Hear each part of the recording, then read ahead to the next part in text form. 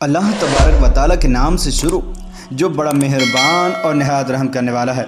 नाज़रीन मोहतरम, आज बात करेंगे उन मसाइल के बारे में कि जिनके बारे में पूछने में अक्सर लोग शर्म या फिर झिझक महसूस करते हैं कि आया बगलों और ज़ेरे नाफ बालों को कहाँ तक काटना चाहिए और उसकी इब्तिदा कहाँ से करनी चाहिए।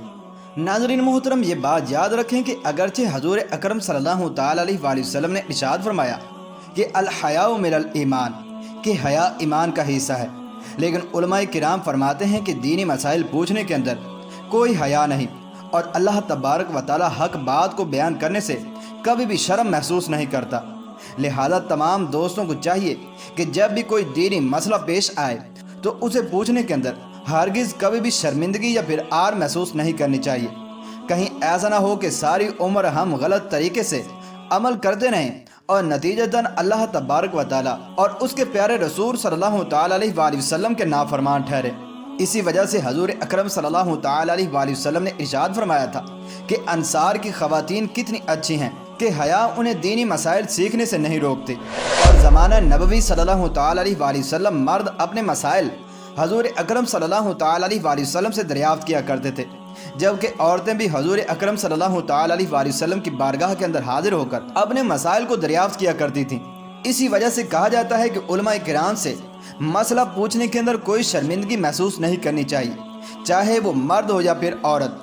दीनी मसला दरियाफ्त करने के लिए किसी भी आलम दीन के साथ राब्ता किया जा सकता है, लेकिन इस बात को मद्देनज़र रखना चाहिए कि साफ और सरी अल्फाज के अंदर अगर मसला ना पूछा जा सके तो ऐसे अल्फाज इस्तेमाल किए जाएं कि जिसके ज़रिए से सामने वाला आपके मसले को भी समझ ले और आपको शर्मिंदगी भी महसूस ना हो। नाज़रीन मोहतरम, हमारी नौजवान नस्ल के दिलो दिमाग के अंदर ये सवाल अक्सर घूमता रहता है कि आया ज़ेरे नाफ बालों और बगलों के बालों को कहाँ से कहाँ तक साफ़ करना चाहिए और इसकी हद इब्तिदा और हद इंतहा क्या है। और इसी तरह से औरतें करीम इस्तेमाल करती हैं जबकि मर्द रेज़र वगैरह इस्तेमाल करते हैं, तो क्या मर्द करीम इस्तेमाल कर सकता है या फिर कोई औरत ब्लेड वगैरह इस्तेमाल कर सकती है या फिर नहीं। और इन बालों को कब और किस दिन साफ़ करना चाहिए और कितने दिनों तक अगर बालों को साफ़ ना किया जाए तो इंसान गुनाहगार होता है। तो प्यारे दोस्तों, आज की इस मुनफरिद वीडियो के अंदर इन्हीं सवालात के जवाबात हम आपके साथ शेयर करने वाले हैं। लिहाजा आपसे हमारी गुजारिश है कि आप हमारी इस वीडियो को एंड तक मुलाहिज़ा फरमाइए ताकि आपकी दीनी मालूमात के अंदर इजाफा हो और इसको लाजमन अपने दोस्तों के साथ भी शेयर करें ताकि ये दीनी मसाइल उनको भी मालूम हो। और इल्म का हासिल करना हर मुसलमान मर्द और औरत पर फ़र्ज़ है। प्यारे दोस्तों, सबसे पहले आप ये जान लें कि इसकी मुद्दत क्या है। बगल के बाल और नाव के नीचे के बाल कितने दिनों में साफ़ करने चाहिए। चुनांचे इस हवाले से उलमाए किराम का यह बयान है कि मर्द हो या औरत हफ्ते या 10 दिन में एक बार बगल के बाल या फिर नाव के नीचे के बाल, इन दोनों को साफ़ कर लेना चाहिए। 10 दिन में नहीं करते तो 15-20 दिन के अंदर अंदर साफ़ कर लेने चाहिए, लेकिन एक हफ्ते के अंदर अंदर साफ़ करना मुस्तहब है। और अगर कोई शख्स मसरूफ़ हो गया और मसरूफियत की बिना पर उसको वक्त नहीं मिल पाया तो इसके लिए 40 दिन के अंदर अंदर बगलों और नाव के बालों को साफ़ कर लेना ज़रूरी है। और अगर आप 40 दिन के बाद भी साफ़ नहीं करते तो ऐसा करना मकरूह तहरीमी है, यानी कि ऐसा करने वाला गुनाहगार यानी हराम के करीब करीब काम का मुर्तकिब होगा। नाज़रीन मोहतरम, अब आपके इस सवाल की तरफ आते हैं कि बालों को कहां से लेकर कहां तक साफ़ करना चाहिए। तो इस हवाले से आप ये बात याद रखें कि अगर बगल के बालों की बात की जाए तो इस हवाले से सबको पता है, क्योंकि यहाँ आस पास इतने बाल नहीं होते, जिसकी वजह से लोगों को आसानी से पता चल जाता है कि बगल के बाल कहाँ से शुरू हो रहे हैं और कहाँ पर ख़त्म हो रहे हैं। तो लिहाजा जहाँ से बाल शुरू हो रहे हों वहीं से इब्तिदा करें और जहाँ पर ख़त्म हो रहे हों वहाँ तक उन तमाम बालों को अच्छी तरह से साफ़ कर दें। नाज़रीन मोहतरम, अब बात करते हैं कि नाव के नीचे के बालों को कहाँ से लेकर कहाँ तक साफ़ करना ज़रूरी है। तो इस हवाले से भी आप ये जान लें कि पेट का जो आखिरी हिस्सा होता है इसको पेड़ू कहा जाता है, कि जहाँ पर जाकर पेट ख़त्म हो जाता है, चुनांचे उसके नीचे पेड़ू का मकाम है। तो लिहाजा बालों के साफ़ करने की इब्तिदा पेड़ू से करनी चाहिए। नाज़रीन मोहतरम, अगर कोई शख्स वजाहत के साथ पेड़ू के मकाम को देखना चाहे, इसका तरीका यह है कि आप दो जानू होकर बैठ जाएं। चुनांचे जहां पर आपका पेट ख़त्म होगा वहां पर आपको एक दरार और मोटा किस्म का चमड़ा नज़र आएगा जो कि पेड़ू का मकाम है, और जहां पर आकर पेट ख़त्म हो जाता है चुनांचे उसी जगह से आप बालों के साफ़ करने की इब्तिदा करें। चुनाचे सबसे पहले आप पेड़ों के मकाम पर जो बाल हैं उनको साफ करेंगे। फिर इसके बाद दोनों जानों के जोड़ों और दोनों जानों जो साथ लगते हैं उस हिस्से के बालों को साफ करेंगे। इसके बाद खुसियतैन पर जो बाल आ चुके हैं उनको भी अच्छी तरह से साफ कर लेंगे। इसके बाद अगर देखें कि शर्मगाह के ऊपर और उसके जोड़ के ऊपर बाल लगे हुए हों तो उन्हें भी अच्छी तरह से साफ कर लेना चाहिए। और फिर इसके बाद खुसियतैन के नीचे से एक लाइन मकान पखाना की तरफ जा रही है। चुनाचे उस जगह पर भी बाल होते हैं। चुनाचे उस जगह के दाएं और बाएं जितने बाल हों उनको भी अच्छी तरह से साफ कर लेना चाहिए।